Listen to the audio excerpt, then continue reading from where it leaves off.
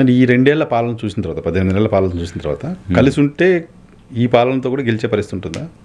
అదే నేను చెప్పబోయే పాయింట్ ఏంటంటే, అలా ఒకసారి వ్యతిరేకత అనేది వచ్చినప్పుడు ఎన్ని కలిసి ఉన్నా కూడా నిలబడే పరిస్థితి ఉండదు.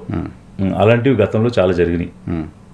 అన్ని పార్టీలు కలిసి కూటమిగా ఉండి పోటీ చేసి కూడా ఓడిపోయినటువంటి పరిస్థితులు జరిగాయి. 18లో తెలంగాణలో, 2009లో ఉమ్మడి రాష్ట్రంలో ఎగ్జాక్ట్లీ. సో కాబట్టి ఎంత కలిసి ఉన్నా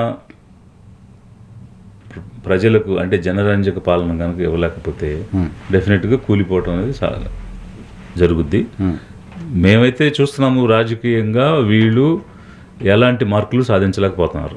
గవర్నెన్స్లో కానీ, సంపద సృష్టిలో కానీ, ప్రజలను సంతృప్తిపరచడంలో కానీ పూర్తిగా విఫలమవుతుంది ప్రభుత్వం. అది క్లియర్ కనిపిస్తుంది. కాకపోతే ఏంటంటే ఓపెన్గా ఆ వ్యతిరేకత అనేటువంటిది బయటపడట్లేదు, మాట్లాడట్లేదు.